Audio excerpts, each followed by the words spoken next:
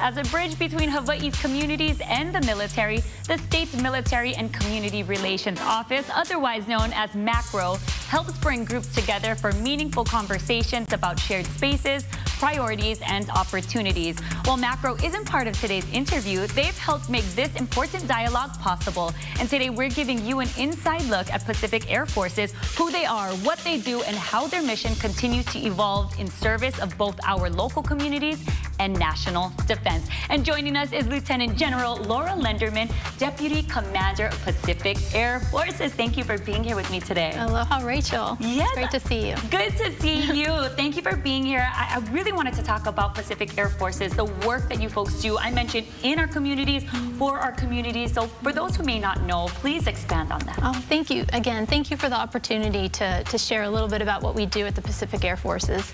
So our main priority, our main mission is to defend this homeland.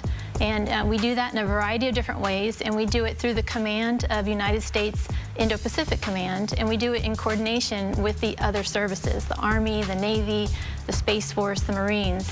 And more specifically, some of the things that we do to defend this country is we provide transportation for people and equipment, we provide strike capabilities, we provide intelligence, surveillance, and reconnaissance, and the command and control platform that is the foundation of all of those activities. Wow, it sounds like a very big responsibility. I mean, the area of responsibility must be gigantic. How many airmen do you folks have? We have 46,000 airmen in and around this region, about 7,000 here in Hawaii. And to your point, we are covering, on behalf of INDOPACOM, 50% of the Earth's surface, about 60% of the Earth's population, and an incredible amount of responsibility, as you described, here in the region. Yeah, and we were talking a little earlier about working with other branches of the military, other partners and allies. Who are those that you work with? Like, what are we looking at right now? Well, what you're seeing here is airlift aircraft, and they could potentially be doing a variety of missions, but to your point, you know, we do provide a disaster relief here in Hawaii, so whether it's the wildfires or tsunami or typhoon, we also provide some aeromedical evacuation life-saving capabilities, so we'll partner with the local hospitals and the local officials to do that. But really, it's a huge responsibility. You described it, a big mission. We're extremely proud to do it here on behalf of the men and women assigned to the Pacific Air Forces, but really on behalf of the state of Hawaii. Yes, speaking of the state of Hawaii, why is having Pacific Air Forces so important here? Well, it's an extremely unique opportunity, the geography of Hawaii. So being here in the middle of the Pacific, it provides a power projection platform if we have to go further west in defense of our allies, as you described, or a humanitarian mission. But here, we're also the front line of defense for any attacks on the mainland. So this geography is extremely important. It's sacred, as you know. We do take that obligation very seriously. We've got men and women who have served here multiple times. They love it so much. They love the mission. They love the people. But we also have airmen from the Air National Guard who have lived and worked for our department and for our command for their whole lives. Yes, and talk about the creation of jobs, opportunities for our locals here, the civilians, contract workers as well. So thanks for asking that question. So the Pacific Air Forces specifically, we provide over 32,000 contracting opportunities, and about 20,000 civilians live and work for the Pacific Air Forces.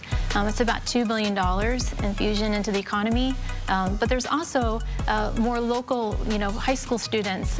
There are lifeguards. They work in our facilities. There's opportunities for them to start at a very young age and grow up and one day serve and be a part of this big mission. Yes, and if there was something that you would want our residents to know about Pacific Air Forces, what would that be?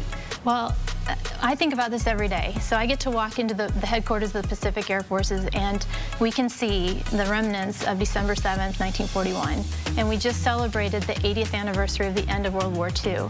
And it's just a reminder, it's a gentle reminder and also a very profound reminder of our responsibility to defend Hawaii, defend our nation, and we do that on behalf of the men and women of the American public.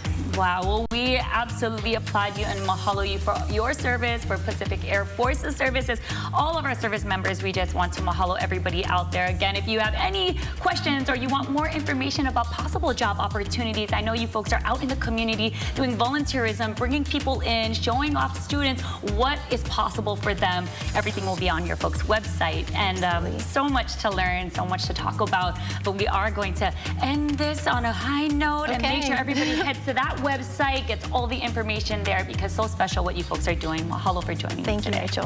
All right, Appreciate we're going to take a quick break. We'll be back with more of High Now Daily. Mahalo. Thank you.